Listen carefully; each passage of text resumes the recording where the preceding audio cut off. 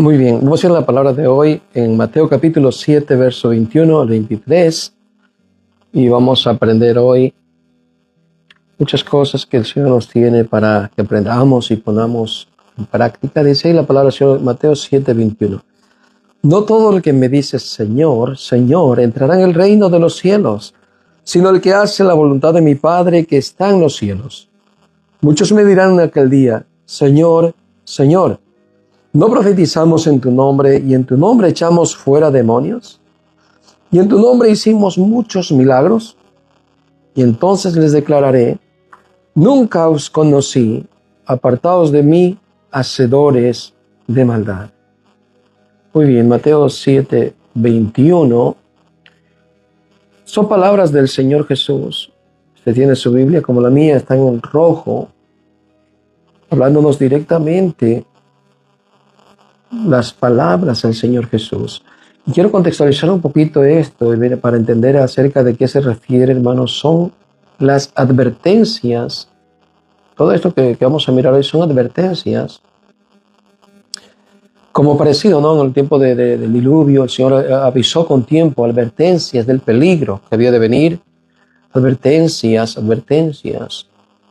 para que, hermanos, no descuidemos las advertencias que Dios da y que es paciente con nosotros.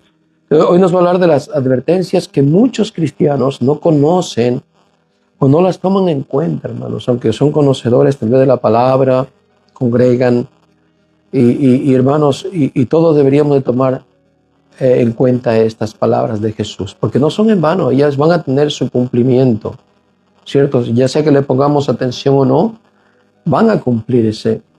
Así es que estas advertencias, hermanos, es para que nosotros también las apreciemos, les tomemos en cuenta y que no solamente fueron dadas al tiempo de que estuvo Jesús, sino que al contrario fueron dadas por el mismo Hijo de Dios, ni siquiera por un profeta, ni siquiera por Moisés o de los hombres más renombrados en las Escrituras, sino por el mismo Hijo de Dios. Por eso empezaba diciendo, están en rojo, porque son palabras dadas por Jesús mismo.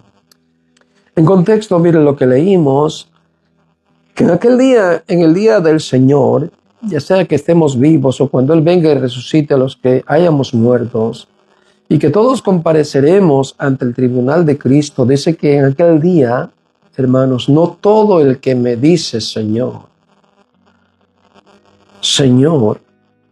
¿Y eso qué significa, hermanos? Que hoy hay gente que va a la iglesia, que tiene reuniones, que estudia la palabra, que se ha bautizado y le dice Señor a Dios, ¿cierto? Que no está hablando de un incrédulo, no está hablando de una persona que jamás habla con Dios, sino está hablando de una persona que tiene una rutina religiosa. Y podríamos decir que son creyentes, por eso le decía a veces que hay creyentes que tal vez están ignorando las advertencias que Dios nos ha dejado en su palabra. Eso no es una persona que no tiene un hábito de religiosidad, sino al contrario, es un religioso. Pero que en aquel día, fíjese, lo que acontecerá, dice que no entrará al reino de Dios. ¿Por qué? No por decirle Señor nada más, sino porque se trata de poner en práctica la palabra de Dios. Por eso dice, sino el que hace la voluntad de mi Padre que está en los cielos. El que toma en cuenta las enseñanzas de Jesús no significa que nomás hay que oírlas, sino ponerlas en práctica. De eso se trata, ¿no? De ponerla en práctica, la voluntad de Dios.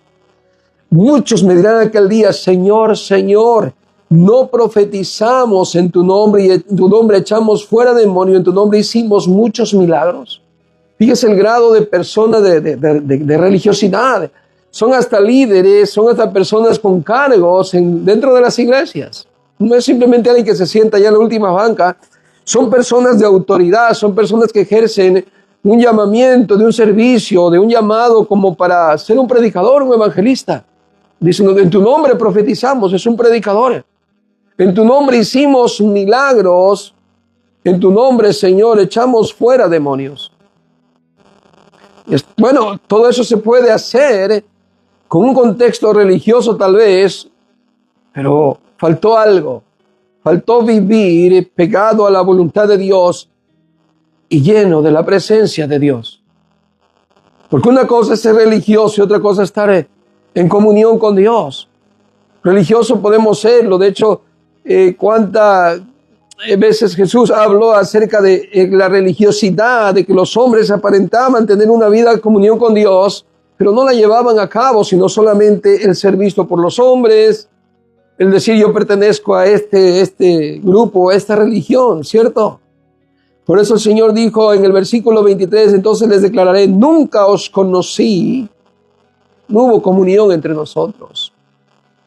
Hay gente que lo hace, hermano, por alguna razón, tener un cargo religioso, ser un pastor, ser un evangelista, y están estudiados, ciertamente no estoy diciéndome que sea malo estudiar en un instituto para ser un pastor, pero lo malo es que lo utilicen como para otro enfoque y no para servir al Señor, no para tener una comunión con Dios, no para darle la gloria a Dios por medio de su servicio hacia Dios. Por eso el Señor dice que les dirá, nunca os conocí, apartaos de mí, hacedores de maldad. Había algo en sus corazones que por eso vivían de esa manera, pero no vivían en comunión con Dios ni para la gloria de Dios. Muy bien. Así es que podemos ver que la falta de, hermanos, de esa comunión con Dios nos puede hacer personas religiosas solamente de rutina y llamar Señor a Dios, Señor, o sea, como orar con Él, tratar de decir yo tengo esa vida con Dios, pero no. Eso nos deja un ejemplo cuando el Señor habla de su venida. Miren lo que es la advertencia. Son advertencias que hoy voy a exponerles, voy a explicarles, para que hoy les sirvan a usted a tener un sincero corazón. Usted abra su corazón y diga, Señor, me identifico, Señor, en lo que estoy escuchando. Ya sea para bien, que estoy caminando bien, o estoy equivocado, Señor, pero es la forma de que Dios lo puede corregir a uno, poniéndonos como frente al espejo de su palabra. Cuando el Señor habla de su venida en la boda, la celebración que habla de las vírgenes, 10 vírgenes, se recuerdan que está hablando de que unas tienen lámparas encendidas, más su vasija de aceite, ¿verdad? Bueno, cuando el Señor está a punto de venir, momentos antes, todas están velando, ¿cierto? Todas están velando, y eso podemos ver que hay personas que van a la iglesia con buen hábito, de verdad que tienen anhelo de caminar con Dios y esperan la venida del Señor. Pero también vamos a mirar ahí que hay personas que lo hacen bajo una idea de creer que son hijos de Dios o creer que están esperando al Señor, pero lo hacen de una forma religiosa solamente. Y por eso vemos 5 prudentes y 5 insensatas, dice la parábola, ¿cierto? Y cuando llega el momento de que el Señor viene, se oye la voz de aquellos que dicen, he aquí el novio, está a la puerta. En el momento que viene, sucede que las 5 prudentes tienen sus lámparas encendidas, pero tienen el repuesto del aceite. Eso es algo muy importante que nos enseña la parábola. Porque mientras esas 5 prudentes están complementadas, están atentas, despiertan, oyen la voz, sucede que las imprudentes ya no tenían suficiente aceite para alumbrar mientras llega el esposo o el novio. Sucede que entonces ellas le piden a las prudentes, danos de vuestro aceite para poder también estar aquí al momento, ¿no? De que llega el novio. Pero ¿qué sucede? Vean ustedes eso tan trágico que sucede en el momento cuando llega el novio, simplemente la novia no está. Es algo vergonzoso, algo triste. A lo cual las prudentes dicen, para que no os falte a nosotras y a vosotras, ir más bien a los que venden y compren su aceite. ¿Qué nos quiere entender, hermanos? Que la fe no se puede regalar. La fe, yo no puedo tomar un pedazo de mí y dárselo para decir, hermano, tenga fe, si usted, hermano, no quiere creer en Dios. ¿Qué quiere decir entonces, hermano? Que yo tengo una fe que ha sido dada de parte de Dios, que ha sido para mí. y que la tengo que cultivar, la tengo que cuidar y la tengo que ejercer mi fe. Porque esa fe no la puedo, aunque yo quisiera compartirla con alguien, no la puedo. Porque es mi estilo de vida, es mi forma de tener una comunión con Dios y no simplemente una vida religiosa de rutina, de servicios, de reuniones y de cosas que son religiosas, que aparentemente son una comunión con Dios, pero no lo son. El final es catastrófico, por eso es una advertencia, hermanos. Si vivimos una rutina de vida, pero fríos o tibios, como nombra la Escritura, hermanos, no tenemos comunión con Dios. Y eso es a lo que Dios nos demanda, de que no tengamos una rutina de vida, hermanos, creyéndonos que estamos haciéndolo de una manera correcta, sino que tengamos una comunión con Dios plena, sincera, honesta. Y ahí que después que viene el novio, entran las prudentes a la boda y se cierra la puerta. Ahí la advertencia, mira el peligro de tener una vida religiosa falsa, escondida, por intereses personales. Vea la consecuencia, hermanos. Va a ser triste. De mucha gente cristiana hoy amada se va a llevar un chasco de pena, de vergüenza, de tristeza en aquel día, cuando el Señor venga y no tengan su lámpara y su vasija de aceite dispuestas. Mientras fueron a comprar, dice que vino el esposo y las puertas se cerraron. Al venir ellas tocaron diciendo, ábrenos la puerta, y el esposo de dentro dijo, oh, de cierto digo que no os conozco. Ya no hay más oportunidades. Número 2, la hipocresía, hermanos. La hipocresía, ya vimos la religiosidad, que es sin tener una verdadera amistad con Dios, un verdadero convivio con Dios. ¿Sí? Ahora veamos la hipocresía. La hipocresía, hermano, es personas que fingen tener una vida espiritual, se creen superiores a los demás, se creen muy santos.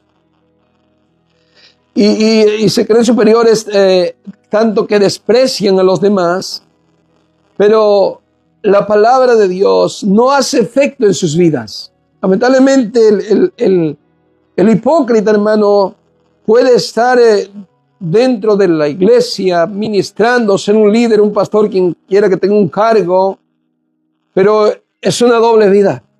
Es una doble vida y la palabra de Dios no hace una transformación. La palabra de Dios no cambia su corazón, no cambia su vida, no cambia su forma antigua de vivir. ¿Por qué? Porque vive en una doble vida, vive en una hipocresía. Un ejemplo que Jesús le dijo a los que llevaban este estilo de vida, les dijo, generación de víboras, hipócritas, sepulcros blanqueados. Porque el hipócrita no crea que va a andar así con una apariencia de hipócrita, ¿no? El hipócrita es como usar una máscara.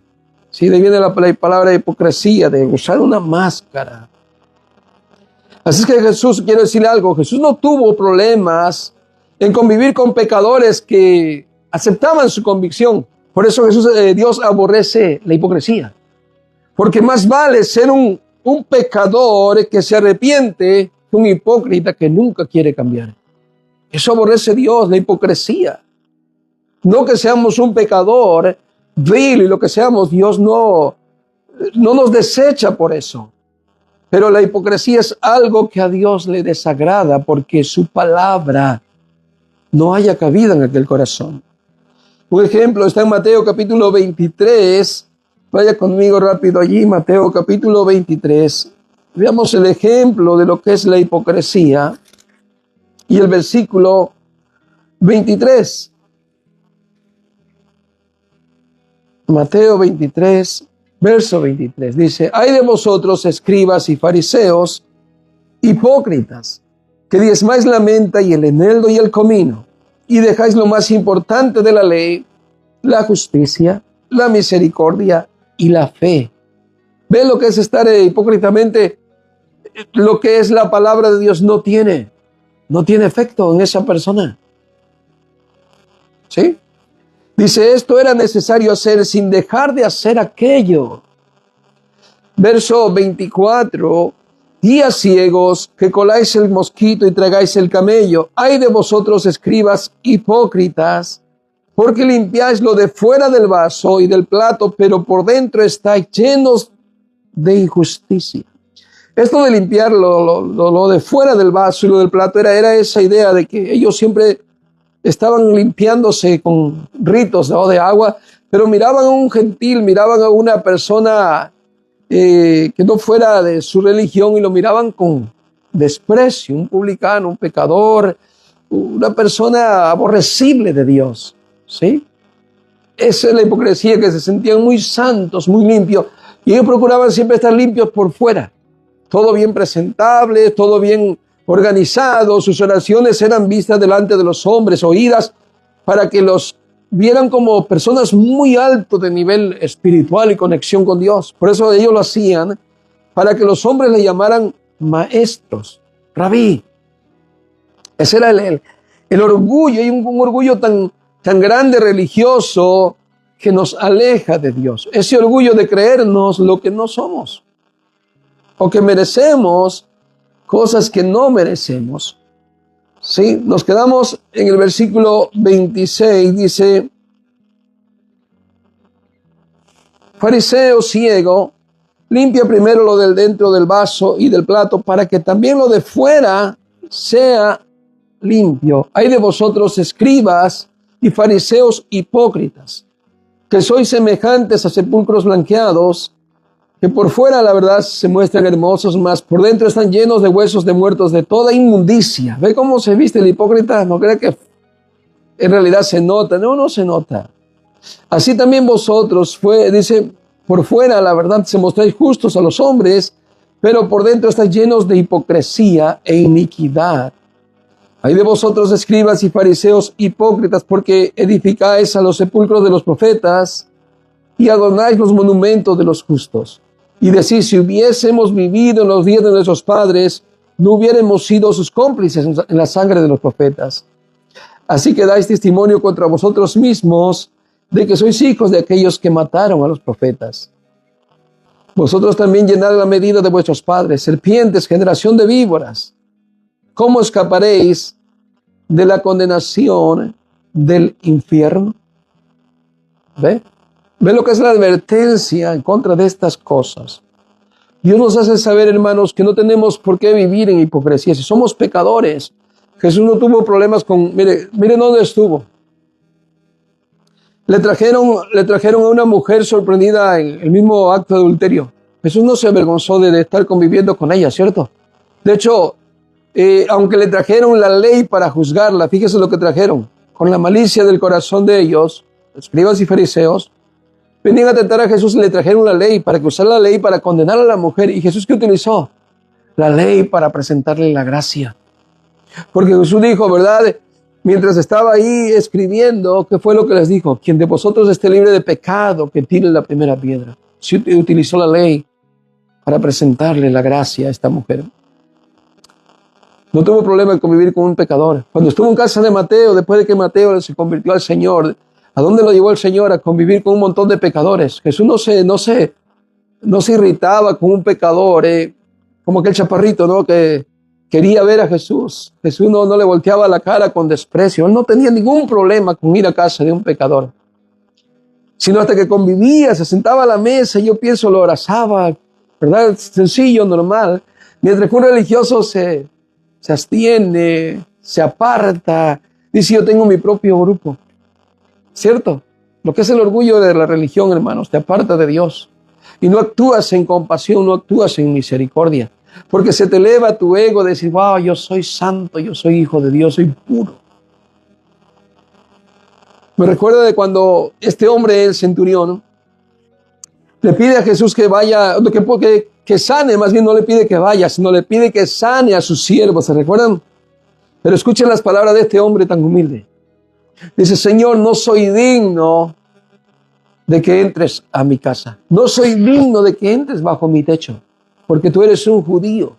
Y que un judío venga a una casa de un pagano, de un romano, Eso es abominación para un judío. Por eso no soy digno de que tú vengas a mi casa. Jesús dijo, no, yo iré, yo estoy dispuesto a ir. Mire Jesús, hermano, mire la actuación al estar entablando una plática con un pecador. No solamente habla con él, no solamente no lo rechaza, sino que se ofrece a ir a su casa. Yo voy a ir y le voy a sanar. Dijo, no, Señor, no es necesario que tú vengas porque yo sé quién tú eres.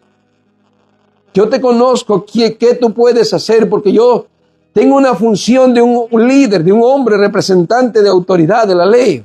Y le digo a los siervos, a un siervo mío, ve, haz aquello y lo hace. Le digo al otro, ven para acá y haz esto y lo hace. Lo mismo eres tú, Señor. Tienes autoridad. No necesitas ir. Solamente di la palabra, que mi siervo se sane y él se va a sanar.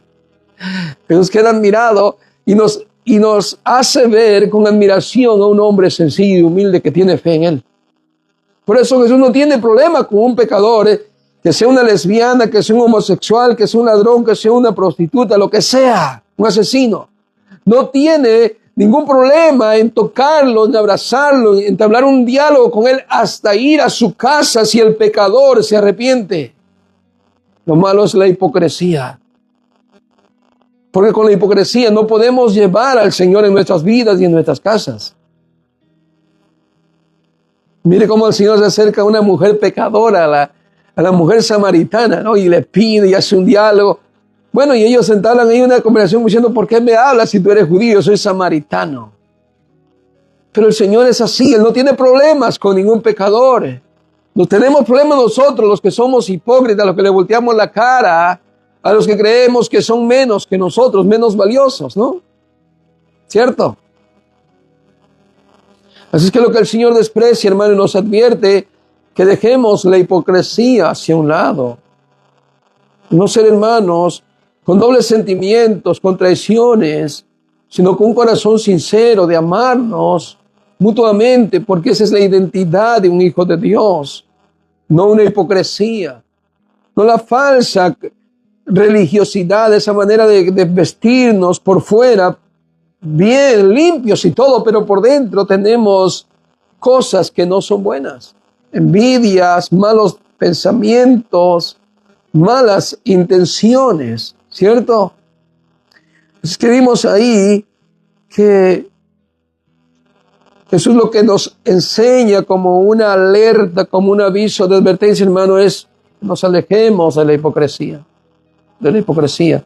De hecho, Jesús cuando les dijo a sus discípulos, cuando traían pan, dijo que se cuidaran de la levadura de los fariseos. ¿Se acuerdan de cuál era la levadura?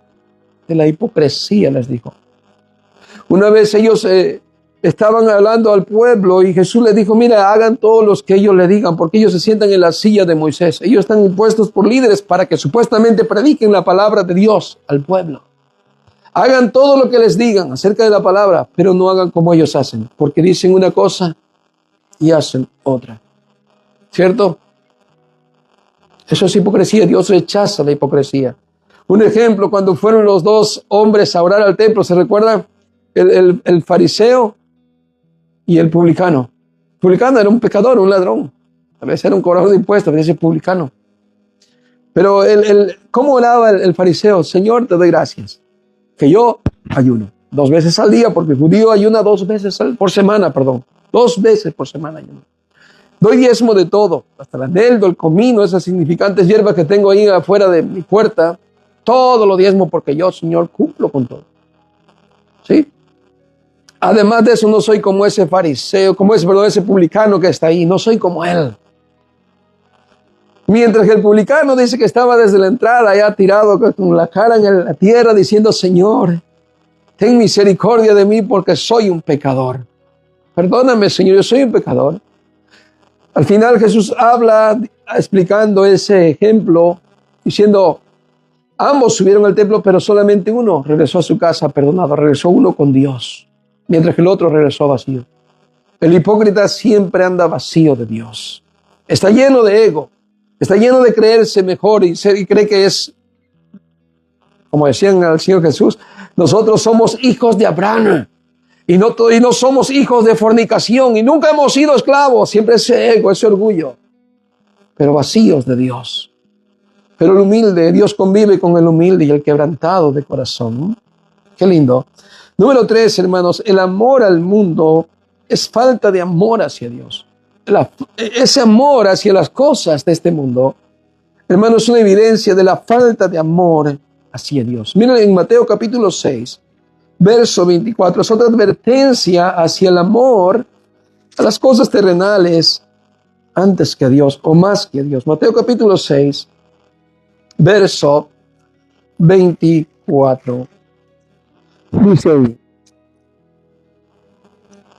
ninguno puede servir a dos señores, porque o aborrece al uno y amará al otro, o estimará al uno y menospreciará al otro.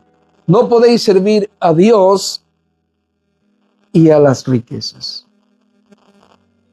Fíjese, ese amor que nosotros debemos de recordar, que nuestro amor tiene que ser primero antes a Dios, antes que todas las cosas. Mire, fíjese esto. Jesús dijo que es imposible, Cuando puso esta enseñanza, hermanos, está diciendo que es imposible. No es que es difícil servir a Dios y servir a las riquezas. No. No dijo que es difícil, dijo que es imposible, que no se puede. Porque o amas a uno o desprecias a otro. Pero no puedes amar las dos cosas al mismo tiempo. Así que no dijo que era difícil, sino que es imposible amar a Dios y a las riquezas. Así que vemos entonces ahí que Dios nos está enseñando que debemos tener prioridad bien marcada acerca de nuestra fe y nuestro amor por Dios.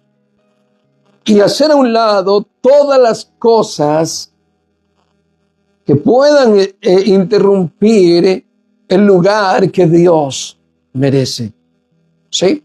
Un ejemplo, mire, cuando el joven rico vino a Jesús buscando la salvación, dijo: Maestro, ¿qué haré para heredar la vida eterna? ¿Qué debo hacer? Dime, Señor, dime, estoy interesado. De verdad me preocupa ser salvo. Entonces Jesús empieza un diálogo con él y dice: los mandamientos, ¿sabes? Sí, todos los he guardado desde mi juventud. Dice que Jesús le amó. Jesús le amó, Jesús tuvo compasión de él.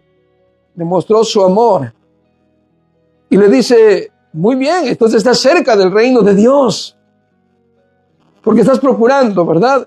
Te estás esforzando realmente por amar a Dios y servirle, guardando los mandamientos.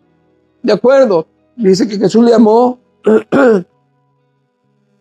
y tuvo compasión de él, podría decir, y le da como la solución para heredar la vida eterna. Le dice Jesús inmediatamente: solo una cosa te falta por hacer y serás perfecto. Y lo harás todo como debe de ser. Ve y vende todo lo que tienes y repártelo a los pobres. Luego ven y sígueme. Y haz tesoros en los cielos y serás perfecto. Fíjese el gran amor del Señor, que le está revelando al hombre, como nosotros, la advertencia del peligro de no, hermanos, no caminar con Dios. Por el peligro de que el mundo nos arrastre, de que las cosas materiales se pongan encima del lugar de Dios y se vuelve idolatría. Puede ser dinero, puede ser casa, puede ser otras cosas o personas a lo cual llegamos a idolatrar y a poner en primer lugar antes que a Dios. Y eso, hermano, es una advertencia que Dios nos da. Incluso el Señor lo dijo tan gravemente que dijo: cualquiera que no dejare padre o madre o hijos o todo eso que mencionó, no es digno de mí. Fíjese todo lo que nos habla acerca de esa advertencia, y no solamente el dinero y las cosas terrenales, sino que Dios siempre tiene que estar en primer lugar. Dios es primero, siempre. Dios es primero, pon primero a Dios y todo lo demás estará en orden. Dios no te prohíbe amar a tu familia al máximo, a tus hijos, a tu esposo, lo que tengas. Está bueno lo que tienes, pero Dios no tiene competencia con aquello. O es Dios o no es Dios en nuestras vidas. Lo deja muy claro. Y a este hombre se le dio esa oportunidad. El Señor Jesús lo amó y le mostró su amor al decirle el peligro el cual estaba pasando él. Pero cuando este hombre escuchó eso, dice que entonces Le dolió. No tuvo capacidad de entender eso. Claro, ahí tiene que ver el amor hacia Dios. En realidad, ¿cuál está? Si está más fuerte el amor hacia Dios o más fuerte el amor hacia las cosas de este mundo. De hecho, vemos personas que elegimos antes que a Dios nuestras cosas principales o lo que tengamos que hacer, un trabajo, una diversión, etcétera. ¿Entiende? Porque nuestro amor hacia Dios en verdad nos está revelando que está en primer lugar Dios. Por eso Jesús dijo ahí luego como esa consecuencia, esta advertencia, que duramente es que un rico entre al reino de los cielos, lo cual se asombraron los discípulos diciendo, pues entonces, ¿quién entrará si este hombre ha guardado, según él, toda la ley? Y Jesús hasta le dijo, bueno, es cierto, pero te falta solo una cosa. Ellos al oír eso dijeron, bueno, pues ¿quién de nosotros podrá tal vez? Porque también hemos tratado de guardar la ley y no somos perfectos. Pero a su parecer ellos, el judío, este hombre que vino a preguntarle a Jesús para su entendimiento de los demás que preguntaron y escucharon eso, pensaron que él era perfecto. ¿Por qué? Porque los judíos, o principalmente los fariseos, juntamente con los saduceos, tenían en su mente tenían esta creencia de que cuando tú estabas bien económicamente era porque eras bendecido por Dios. Y si no, estabas maldecido. Fíjese, estar bendecido por Dios significa estar bien económicamente. Cosa de hoy en día a veces se predica en las iglesias, Tengamos cuidado con eso. Eso es una advertencia, hermanos, de que no debes de buscar a Dios para tener, hermanos, abundancia, economía. Que no debes buscarlo por tener éxitos, porque la iglesia se han llegado de mensajes de éxitos, de popularidad, de beneficios, de cosas que tú necesitas que Dios te las va a proveer. Y eso es una advertencia que Dios nos ha dejado claramente. Incluso el Señor Jesús habló aquel día cuando este hombre Judas hablaba de los pobres. Dijo, bueno, ese desperdicio de dinero que se ha derramado en el perfume de alto precio sobre Jesús, ¿qué mejor no hubiera sido si lo hubiéramos vendido, dado a los pobres, repartido a los necesitados? Jesús dijo, de cierto digo que los pobres siempre los tendréis, pero a mí no siempre. Y eso de que siempre lo tendréis los pobres no significa que los pobres están bajo condenación. Significa que, hermanos, en esta vida, no el que tenga abundancia tiene bendición de Dios y el que está en pobreza tiene maldición de Dios. No, hermanos.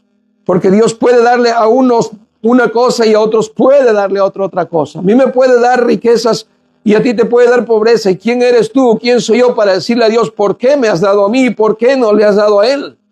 ¿Cierto? Y Dios no vino a hacer ricos a la humanidad, principalmente vino a salvar a todos los pecadores. Pero tenemos que tener cuidado con lo que es el amor hacia las cosas, hacia el dinero. De hecho, la Biblia dice que el principio de los males es el amor hacia el dinero, no el dinero en sí, porque Dios hizo rico a Abraham, millonario en su tiempo. A Salomón, ningún hombre se puede comparar tal vez de riquezas y de lujos que tuvo Salomón hasta hoy en día, que almacenó oro por, no sé cómo decirlo, por toneladas de tanto oro. Pero no significa que una persona pobre no puede ser un hijo de Dios, porque solamente la abundancia es la obra de bendición de Dios. No, hermanos, no. Es más, vimos en las Escrituras hombres que murieron siendo ricos y fueron a un lugar de tormento, mientras que otro pobre y sin nada dice que fue al seno de Abraham. Y le dice que a los pobres es anunciado el Evangelio. No solamente pobres espiritualmente, sino pobres también económicamente. ¿Cierto? Dios no hace excepción de personas. Así es que vimos el número 3, hermano, ese amor al mundo o al dinero. Miren, en la Biblia, mamón es una palabra aramea que se refiere a la riqueza material, al dinero o a la avaricia. Se utiliza principalmente en el Nuevo Testamento para advertir contra la búsqueda de la riqueza como fin de sí mismas. O sea, yo busco a Dios para que me provea lo que yo quiero. Y los predicadores le prometen eso, ¿cierto?, a los feligreses. Diezma o da un pacto, Dios te va a cambiar tu vida, Dios te va a prosperar, Dios te va a bendecir tus negocios si tú te entregas, y todo eso como un fin. Ok, entonces busco a Dios porque a través de Él sí voy a tener todo eso. No. Ese no es el enfoque de buscar a Dios. A lo cual, hermanos, puede convertirse en un ídolo. El buscar la riqueza se convierte en ídolos en nuestros corazones. Así que la frase más conocida es: no podéis servir a Dios y a Mamón, que significa que no se puede tener una lealtad compartida. ¿Entiendes eso? No podemos ser leales a Dios si también en nuestro corazón está la avaricia. Por eso Dios le habla en su palabra a los predicadores que no sean ávaros, que no anden tratando de sacar ganancias deshonestas, sino que sean intachables, personas honestas, personas sencillas como Pablo, que se conformaba cuando había y cuando no había. ¿Se entiende? Y no que digamos, ¿dónde está mi dinero, Señor? Yo que te sirvo aquí, ¿dónde está mi carro? ¿Dónde está mi casa? Porque yo me desgasto aquí. No. Todo esto es un servicio de gratitud al Señor. No porque Él me tiene que hacer a mí lo que yo le pida, darme lo que yo quiera. No. Así que vemos ahora el número 4. El hacer misericordia y ayudar al pobre, hermanos. Esta advertencia es también muy interesante y muy preocupante, hermanos. Entre muchas que hay más. No saqué todas porque hay muchas. No me alcanzaría el tiempo hoy para hacerlo, pero de todas estas que agarré, mire, esta es muy importante. El hacer misericordia y ayudar al pobre, que sería, hermano, practicar la generosidad, la bondad. La Biblia nos insta mucho. Del Antiguo Testamento hay varios textos donde dice que tengas compasión del pobre. Que no te olvides del pobre, porque si tú no lo ayudas y él clama al Señor, el Señor lo oirá. Y hay de ti si tú no has extendido tu mano hacia el pobre. Porque Dios te ha dado, Dios me ha dado algo, posesiones, cosas, no solamente para que yo sea un egocéntrico, egoísta y diga solo yo me lo gané con mis sudores. Y los demás que le busquen y no se lo merecen, ellos tienen que luchar por lo suyo. No. Yo tengo que pensar que de lo que Dios me ha dado tiene un fin y tiene un propósito porque Dios me lo ha dado. Y debo ser un buen ministro de lo que Dios me ha dado. El tener compasión, hermano, por el pobre, por el ambiente, significa, hermano, que si tú y yo miramos una persona en la calle, necesitado, semidesnudo, con hambre, y porque están en droga y lo que están pasando, están debajo de un puente, yo no diga, ellos se lo merecen porque eligieron su vida. No, eso a mí no me interesa, o que se lo voy a dar y se va a comprar droga. Eso a mí no me debe interesar. Yo debo de actuar en consecuencia de que soy un hijo de Dios y que tengo para darle 10 o 5 o 20 dólares, tenga. Que Dios lo bendiga. A mí no me interesa lo que Él va a hacer con lo que Él quiera hacer con eso. ¿Se entiende? Porque muchos ni somos dadivosos porque pensamos eso y nos retenemos porque decimos, no, es que esto me lo merezco yo porque yo me lo gané. Pero Dios nos llama a tener misericordia y ayudar al pobre. Ayudar al necesitado. En Proverbios 17, te voy a leer, dice ahí: al Señor presta el que da al pobre. Fíjese lo que dice. Al Señor le está prestando el que ayuda al pobre. Y el bien que ha hecho se lo devolverá a pagar. Dios recibe en calidad de préstamo cuando yo humildemente paso debajo de un puente y veo a una persona ahí y le llevo un pan, le llevo una comida o un dinero. Y Dios lo mira como un préstamo. Dios ahora me debe a mí. Y dice que me lo devolverá. Ustedes han leído la escritura que dice que Dios no es injusto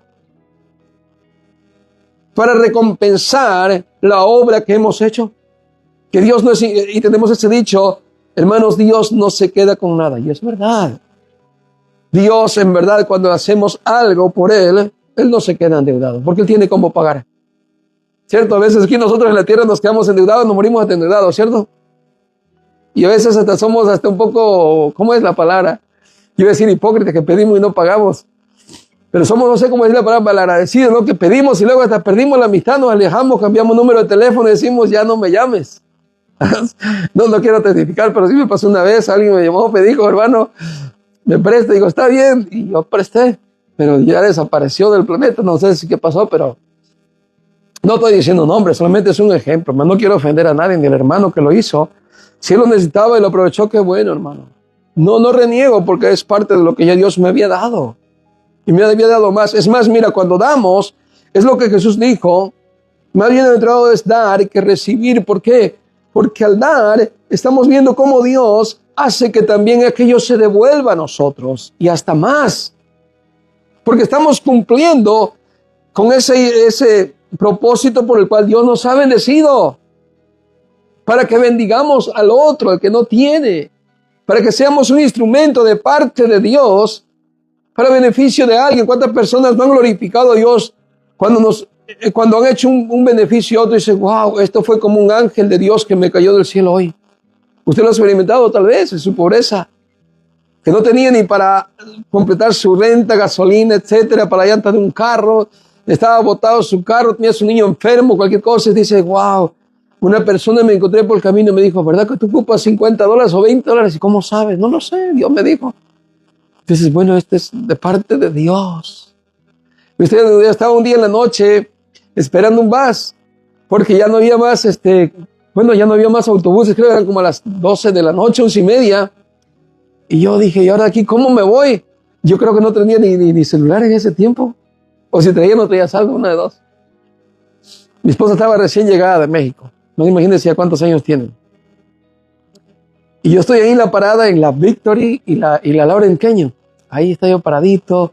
Cuando de repente dije, Señor, manda un ángel a que me dé ride. Señor, no tengo cómo llegar, ya no hay autobuses. A mí me había dejado mi patrón abandonado allá en Santa Mónica. Él se drogó, se emborrachó y se fue y me dejó botado allá. Y yo me vine en un ride hasta ahí, hasta la Victory. Y me dejaron, pues yo vivía hasta Canoga con el pastor. Canoga y Sherman Way. Ahí vivía con el pastor en su casa. Y de repente pasa un BMW descapotado y el hombre iba ahí pegándose el aire, ¿no? De la noche. Y me volteé a ver y yo medio volteé, digo, oh, volteó. Y ahí adelante la luz se metió, pero pues ahí hay lugares de centros nocturnos y de bailes. Digo, pues tal vez iba al baile. Bueno, cualquier cosa vino a la mente. Pero cuando veo que sale por acá detrás de la tienda de ropa que estaba ahí, ahorita ya no sé si está esa ropa de tienda, y pum, se sale, se pone enfrente de la parada y me dice, hey, dice, ¿te llevo? Digo, ¿cómo que me llevas si no sabes ni dónde voy? No, si yo te llevo hasta donde vayas, dice. Digo, no, voy muy lejos. Le digo, no sabes ni dónde voy. ¿Hasta dónde vas? Dice, tú súbete. Digo, es que voy bien lejos, voy hasta Canoga y Sherman Way. No importa, dice, tú súbete, yo te llevo. A esa hora de la noche. Y creo que se llamaba Daniel. Digo, Señor, no se llamaba Ángel, se llamaba Daniel. Gracias, Señor, por haberlo enviado. Tú en ese momento sientes, hermano, la compasión y la misericordia de parte de Dios. Y así son cositas que pasan en la vida, como Lot. Miren lo que es la recompensa de ser, hermano, hospedador y dadivoso. A eso que Dios nos llama. Cuando Lot recibió a los ángeles sin saber que eran ángeles, ¿qué hicieron? Vinieron a salvarle a él. Por eso Dios no es injusto y no se olvida de nuestra obra en el Señor. Y nos recompensa luego. Nos da fruto que ni nos imaginamos. Mi hijo ha vuelto a casa, mi hijo se convirtió al Señor, etcétera. Cuando tú te das cuenta, la mano de Dios se está devolviendo y mejor que lo que tú hiciste por otro. Mejor que lo que yo hice por otro. De más valor, hermanos. Por eso no tenemos que tener tacañidez ni tener un corazón duro, sino un corazón amoroso, dadivoso, sensible, para sentir compasión. Era lo que Jesús le reclamó a los fariseos. Vayan y aprendan lo que significa misericordia, quiero, y no sacrificio. Tener compasión, hermanos, es algo muy grande delante de Dios. Tan grande, que mire, hermanos, en el libro de Mateo capítulo 25 y el verso 31 nos habla del juicio a las naciones cuando el Señor Jesús venga. Acuérdense que estas son advertencias donde, hermanos, una persona no puede estar en una buena comunión con Dios solamente ser religioso, estar amando al mundo, y todo eso lo va a hacer perder una salvación que Dios nos ha ofrecido y regalado. Y en Mateo capítulo 25, verso 31, mira la advertencia acerca de, hermanos, de no ser dadivoso, no ser bondadoso, de no practicar la generosidad. Fíjese, 25 y verso 31. ¿Lo tiene ahí? Dice, juicio de las naciones. Cuando el Hijo del Hombre venga en su gloria y todos los santos ángeles con él, habla de su segunda venida, ¿verdad? Dice, entonces se sentará en su trono de gloria y serán reunidas delante de él todas las naciones y apartará los unos de los otros como aparta el pastor las ovejas de los cabritos y pondrá las ovejas a su derecha y a los cabritos a la izquierda. Entonces el rey dirá a los de su derecha, venid, benditos de mi Padre, heredad del reino preparado para vosotros desde la fundación del mundo. ¿Qué van a recibir los justos? ¿Qué van a recibir las ovejas? Un reino preparado desde hace muchísimo tiempo. Dios lo tiene preparado ya para sus hijos. Verso 35, ahí está la clave, miren. Porque tuve hambre y me diste de beber, de comer. Tuve sed y me diste de beber. Fui forastero y me recogiste. Estuve desnudo y me vestisteis. Enfermo y me visitasteis. En la cárcel y viniste a mí. Nosotros decimos que qué culpa tengo yo que un ladrón esté en la cárcel. A mí qué me importa. No, Jesús dijo, yo estuve ahí, me fuiste a visitar. Yo estuve enfermo. Sí, pero no es mi familia. ¿Por qué lo voy a visitar? No importa, tú viniste a verme. ¿Cierto? Dice el verso 37, todos los justos responderán, admirados, ¿verdad? Diciendo, Señor, ¿cuándo te vimos hambriento y te sustentamos o sediento y te dimos de beber? ¿Y cuándo te vimos forastero y te recogimos o desnudo y te cubrimos? ¿Cuándo? Dime yo, Jesús, ¿cuándo te vi a ti? Yo vi un pobre miserable ahí debajo del freeway, pero a ti nunca te vi. ¿Cierto? Vi una lesbiana, vi un homosexual, vi un ladrón, vi un asesino. Eso he visto, pero a Jesús no lo he visto. Esos necesitados, pues. ¿Qué contesta Jesús? Verso 40. Respondiendo el rey les dirá, de cierto os digo, que en cuanto lo hiciste a uno de estos mis hermanos más pequeños, a mí lo hiciste. Fíjese a quién se lo hacemos. Por eso el que da a un pobre, el que ayuda a un mendigo, el que ayuda a un desamparado, le presta a Dios. Qué lindo. Hoy es más, hoy vente tu mente ya a quién tienes en el enfoque a quién es que va a ser tu medio para prestarle a Dios. Que de aquí salgas con una mente, ya tengo a alguien quien yo conozco, que puedo darle una ayuda y prestarle a Dios. Eso le agrada a Dios. Eso le agrada al Señor. ¿Por qué? Porque en aquel día va a tener consecuencia, hermanos. Los justos en aquel día van a decir, Señor, pero yo ¿cuándo lo hice? Lo hice por amor a esa persona, ni sabía que eras tú. Si hubiera sabido que eras tú, doy más, Señor, porque era a ti. Pero la muestra de compasión, la muestra de amor tiene valor para el día del juicio. Ahora le quiero decir con esto, no crea que las obras son las que nos salvan, porque eso no es así. La única obra que nos salva es la obra de Cristo en la cruz, pero es necesario que nosotros andemos en buenas obras que han sido preparadas de antemano para nosotros vivirlas. Porque una fe sin obras es una fe muerta.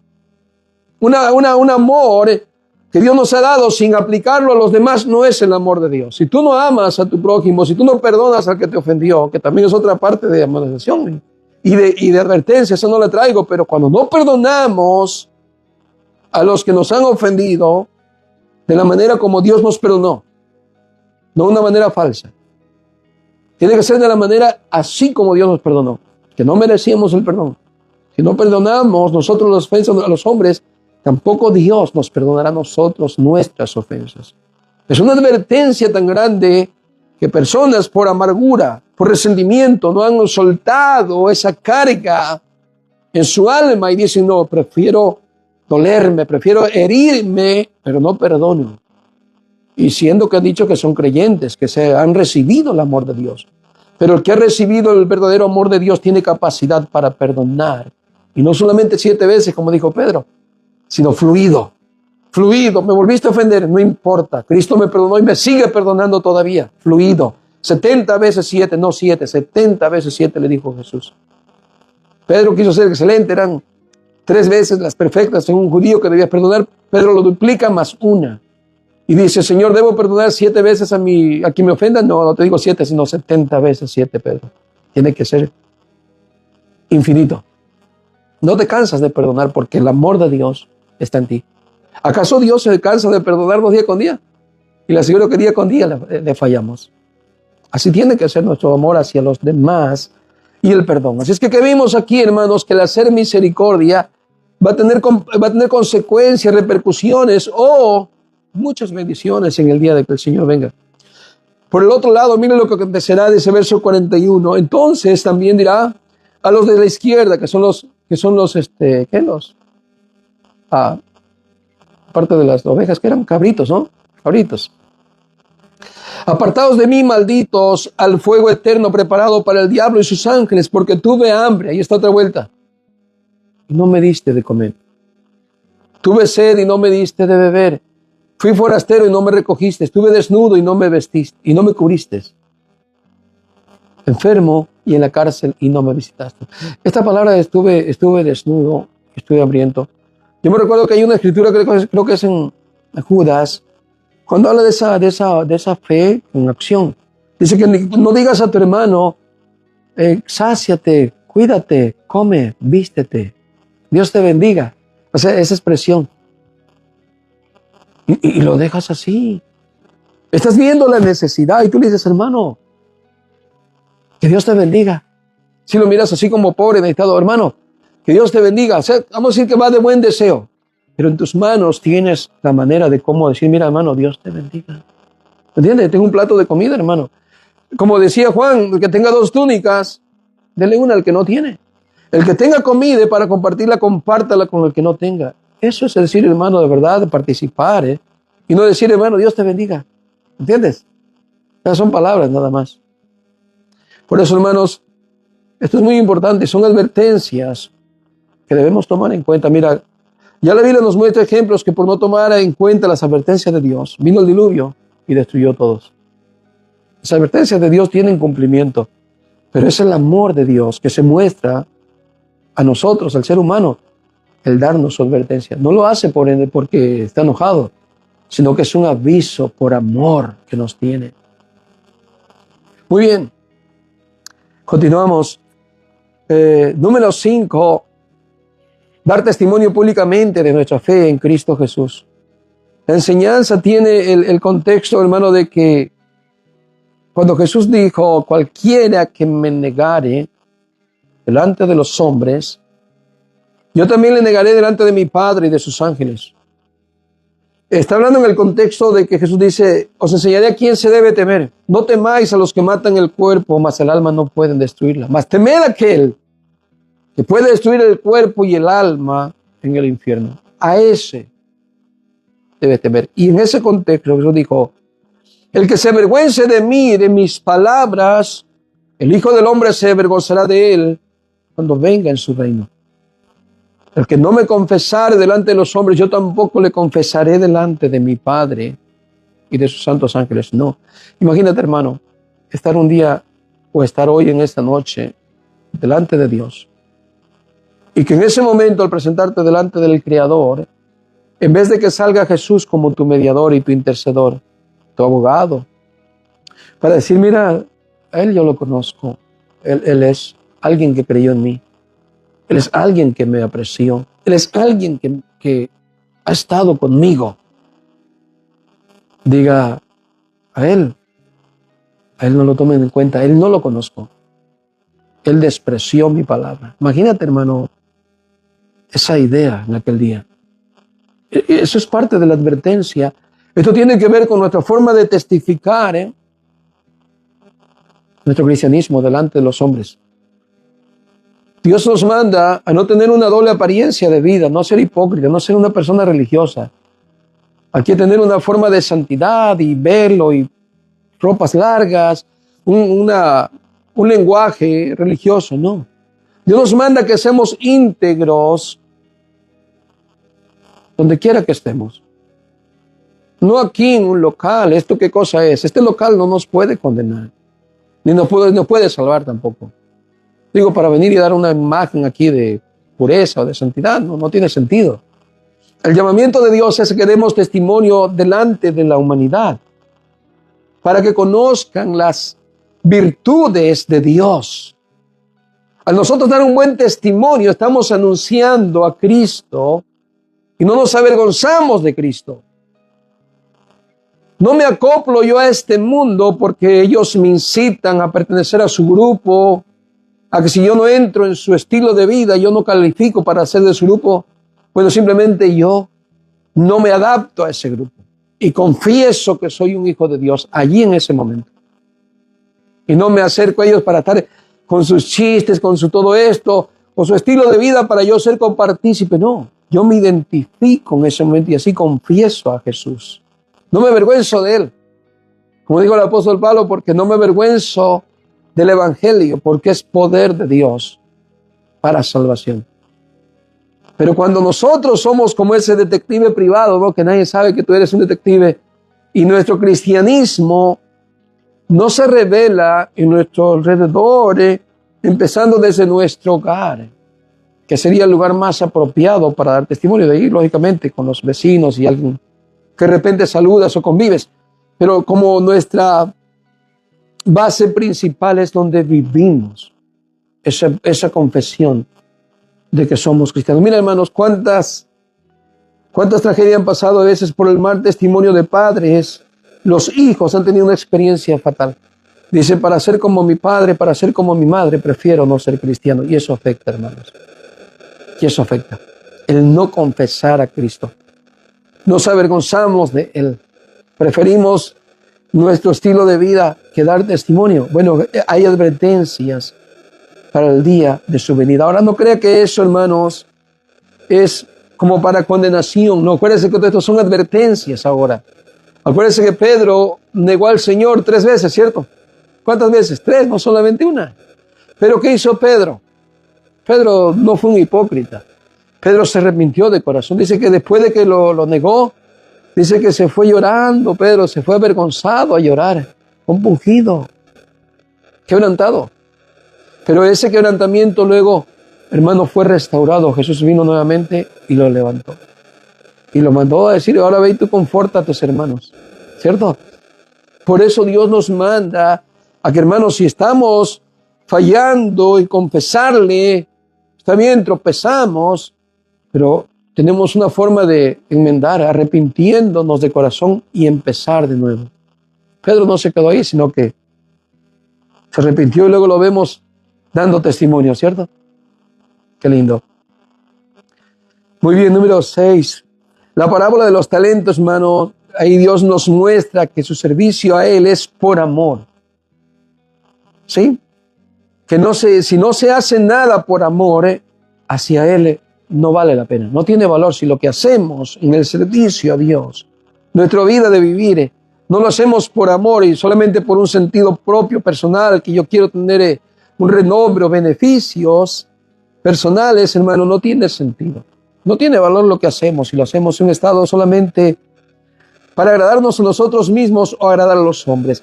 El servicio a Dios se tiene que ver que hay amor hacia Dios. Por eso la iglesia de Éfeso, si no estoy mal, el Señor le reclama que ha dejado su primer amor, ¿se recuerdan? Y era una iglesia que trabajaba muchísimo. El Señor le reconoce y le dice, reconozco que eres una iglesia muy trabajadora, demasiado trabajadora, activa, y que también has guardado mi palabra y que has demostrado a los que se llaman ser apóstoles y no lo son. Los has hallado mentirosos. Los has confrontado. De hecho, Pablo, antes de despedirse de Éfeso, tuvo una reunión con los líderes y le encargó de eso, de la apostasía que vendría. Y ellos guardaron ese principio por la amonestación de Pablo. Dijo, guárdense, porque después de mi partida vendrán falsos cristos, falsos maestros. Tengan cuidado de ellos. Y hasta el libro de Apocalipsis, cuando Jesús hace el recorrido a todas las iglesias, a la iglesia de Éfeso la felicita por haber guardado la palabra y no consintió a los malos maestros. Tenían buena doctrina al pie. Pero el punto era que todo se hizo rutinario. Ya no había esencia de amor. Ya no había esencia de alegría, el servicio con amor. Todo lo que hago es porque me emana el amor hacia Dios. Y se convirtió en una rutina.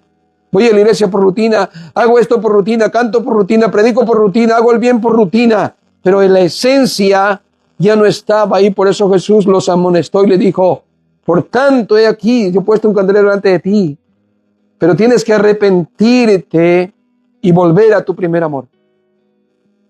Esa esencia del amor, la rutina, hermano, de hacer algo. Si no tiene sentido el amor en Dios, no tiene sentido hacer las cosas. Es como cuando estás casado con una pareja, pero no tiene el fluir de la pasión y del cariño y del amor. El que le cocines ya no tiene sentido. El que le lave la ropa ya no tiene sentido. ¿Entiendes? Solamente por rutina estás ahí. Muchos dicen, no, por mis hijos. No, eso no tiene validez. El amor tiene que estar lleno de amor, de cariño, de pasión, de comprensión, de ayuda mutua, de ese compañerismo, como cuando te conociste, ¿no? Que no se acabe ese amor, sino que siga. Por eso nosotros nos amonesta el Señor también ahí, de que nuestro amor hacia Dios tiene que fluir, no por rutina venir a la iglesia, sino venir con gozo y alegría. Ya llegó el domingo, oh, es mi día, es mi momento, qué gozo, qué pasión. Mi corazón arde porque quiero estar allá en la casa de Dios. Corro, quiero venirme hasta más temprano porque ya quiero llegar. Siento esa necesidad, siento ese gozo de venir no tarde porque quiero estar con Él. ¿Se entiende? Esa pasión, ese ardor en tu corazón. Así es que mire, en la enseñanza es importante que esto lo hagamos por amor y no solamente por una rutina. Mire, en el versículo 24 de Mateo 25, ahí mismo, estamos en el capítulo 25, ahora el versículo 24, que ya nos está hablando de los talentos y de una advertencia también, hermanos, de cosas que tenemos que tener cuidado, de las advertencias de Dios. Verso 24 dice, pero llegando también el que había recibido un talento, dijo, Señor, te conocía que eres hombre duro. ¿Cómo conoció a Dios que era? Un hombre duro. No conocía bien a Dios. Para él era un hombre duro. Para él Dios era un hombre sanguinario, era un hombre malo. Porque le dice, porque tú agarras en donde no sembraste, tú rompes todas las leyes y tú estás encima de todas las autoridades. Ese eres tú, Dios. ¿Sabe que hay gente hoy en día que piensa mal de Dios, el Creador? Menos el concepto de que Dios es santo, de que Dios es puro, que Dios es misericordioso, que Dios es bueno. Menos eso. Y eso va a depender de mucho de los creyentes y de las personas, del concepto que tengamos acerca de Dios. No solamente de en realidad si estamos sabiendo cómo es Dios, sino de la forma de cómo le vamos a servir. Depende de qué forma tengamos en la mente cómo es Dios y en el conocimiento de Dios. Es en la forma que vamos a mostrar nuestro amor y servicio a Él. Este hombre tenía una expectativa de un hombre tirano, de un hombre cruel, de un hombre que tiene un sobreuso de autoridad. Eso es lo que está diciendo cuando le dice, versículo 24, el 24 leímos, ¿verdad? Dice, pero también llegando el que había recibido un talento, ya llegó a entregar cuenta y dijo, Señor, te conocía que eres hombre duro, que ciegas donde no sembraste y recoges donde no esparciste. Verso 25, por lo cual tuve miedo y fui y escondí tu talento en la tierra, aquí lo tienes, lo que es tuyo. Verso 26, respondiendo su señor le dijo, siervo malo y negligente, sabías que ciego donde no sembré y que recojo donde no esparcí. Eso era como diciendo, ese contexto tenías de mí, que yo era un malo. Bueno, siquiera por eso lo hubieras hecho. Ya no se diga cuando es por amor. Cuando tú sabes que darle un por es prestarle a Dios, no lo haces por uno, lo haces por dos, porque conoces quién es Dios.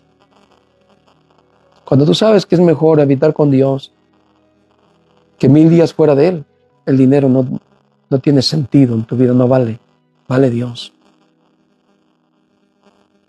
Así es que este hombre, teniendo un mal concepto de Dios, no hizo lo que tuvo que hacer porque le faltaba ese servicio por amor a Dios, mientras que los demás lo hicieron por amor.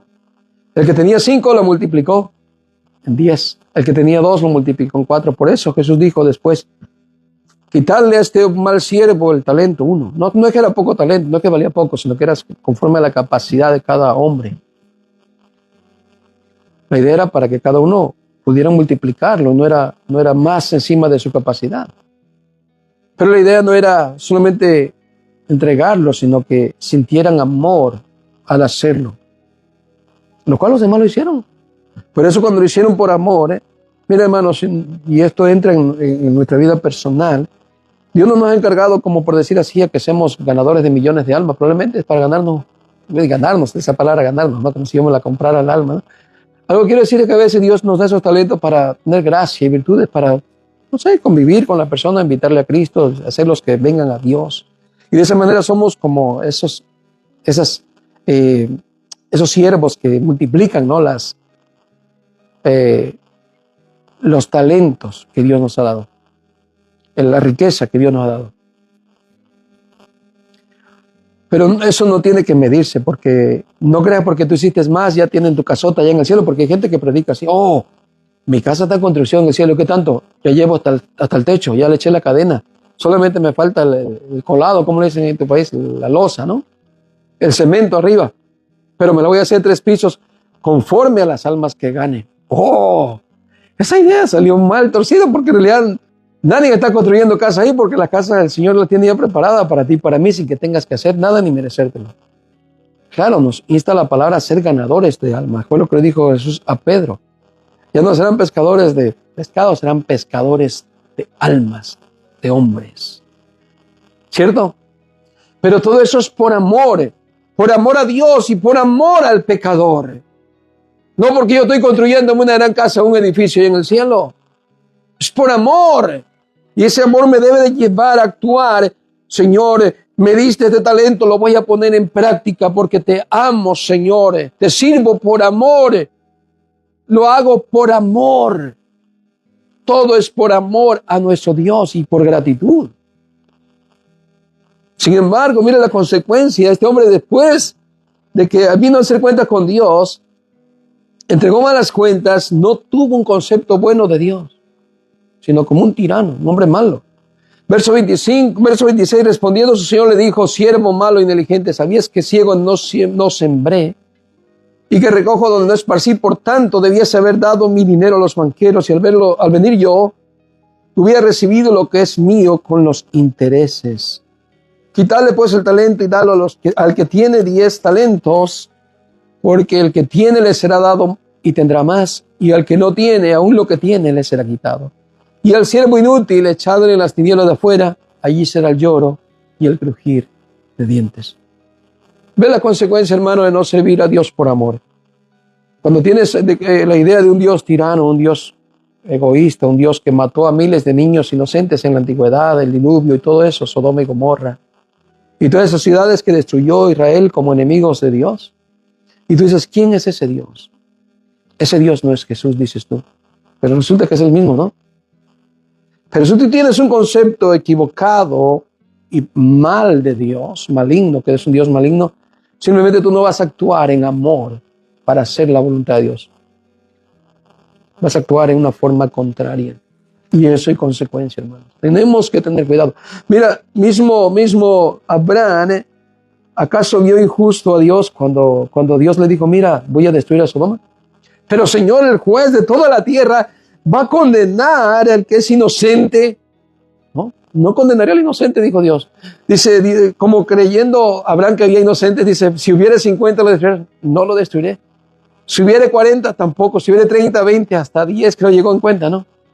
Ciertamente Abraham descubrió y determinó que Dios es un Dios bueno y justo, que no destruyó a ningún bueno. Y la Biblia me dice, hermanos, que Dios no condenará juntamente al impío con el justo, pero tampoco condenará al justo en lugar del impío, porque Dios es bueno. Dios es bueno. Si nos hubiera condenado a todos, imagínate, pero Dios es bueno.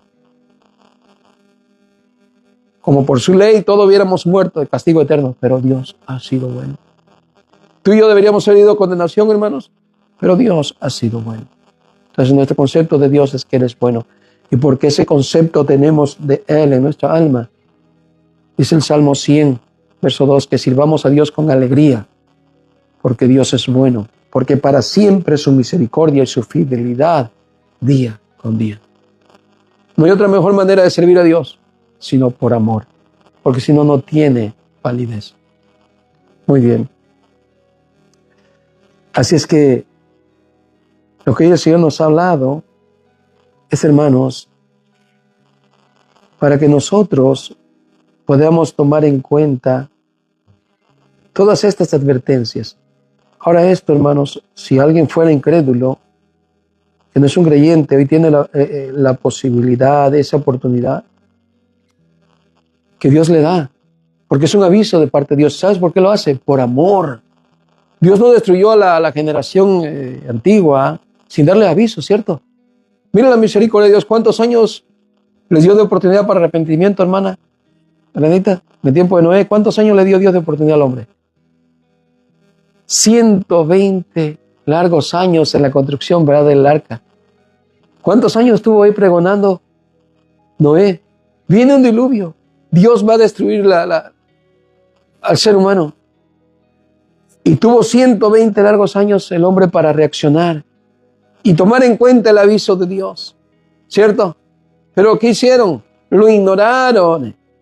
Por eso el Señor Jesús habló diciendo que la segunda venida será como en los días de Noé, porque también así como muchos o aquellos todos ignoraron el aviso de parte de Dios, la advertencia, que no era para condenación, era para que ellos, hermanos, pudieran oído a la palabra de Dios y dijeran, pues viene, el Señor lo ha dicho.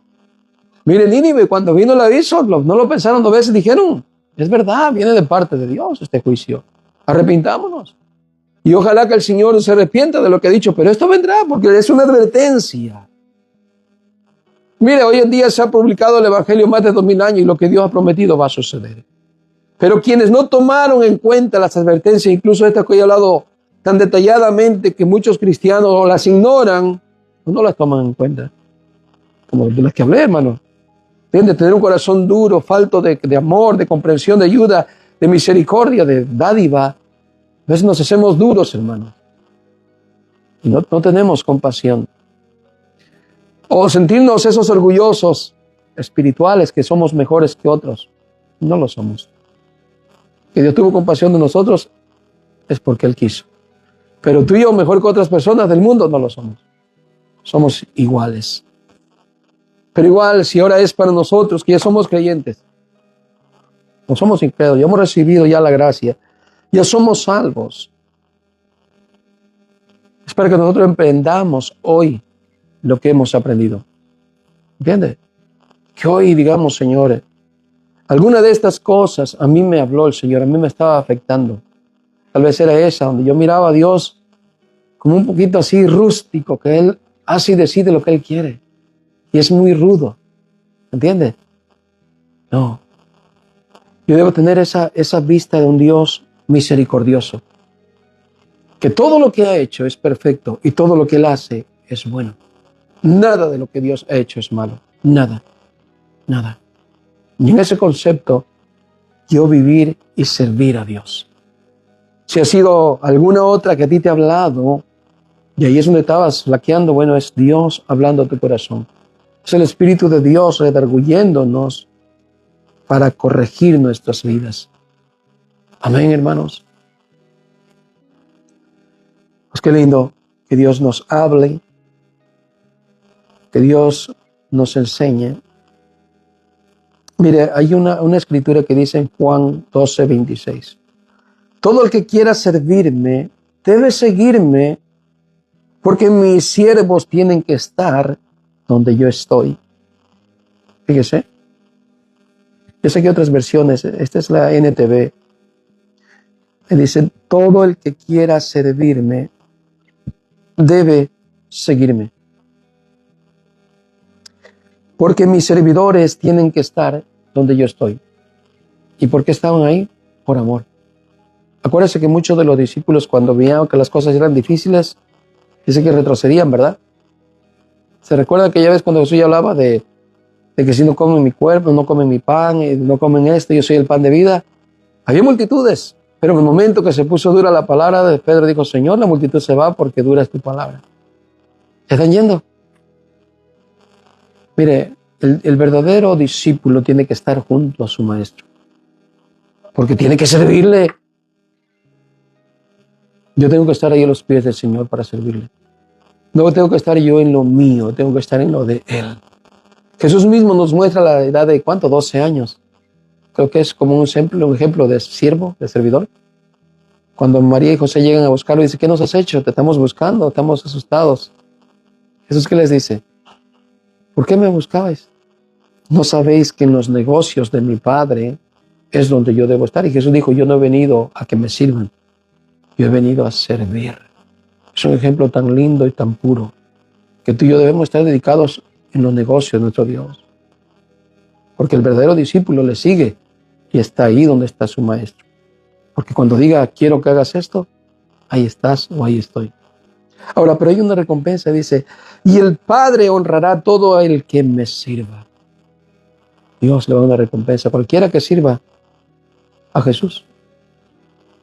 Les digo, cualquiera que diera un vaso de agua como algo, recibirá su recompensa. Tampoco que sea, tan muy pequeño que sea. Dios, hermanos, nos tiene reservada una corona de vida eterna. Todas estas cosas, hermanos, aunque algunas se miran como obras, ninguna de ellas son para creer que nos ganamos la salvación, pero sí para que nos afirmemos de que tenemos una salvación tan grande. No hay una salvación escondida. La salvación se puede ver por nuestras obras. Amén, hermanos. Vamos a ponernos de pie y vamos a darle gracias a Dios. Y que Dios nos bendiga con toda esta enseñanza. Hay muchas más, hermanos, que faltan de explicar. Muchas más que Dios nos pone como advertencias, como el que edificó la casa sobre la roca, otro que edificó sobre la arena. Y el que edificó sobre la arena fue grande su ruina. Y muchas más advertencias que están en la palabra de Dios, pero son suficientes para que hoy reflexionemos, lleguemos a una sinceridad profunda, para que Dios nos alinee. Si Dios nos ha descubierto nuestro corazón y nos ha hecho entender en que estamos mal, que hoy pongamos atención a sus avisos que nos ha hecho por amor. Estas advertencias no son de juicio, de condenación. Son advertencias por amor tanto a los incrédulos como a los creyentes. Amén, hermanos. Oremos. Señor y Padre nuestro, gracias.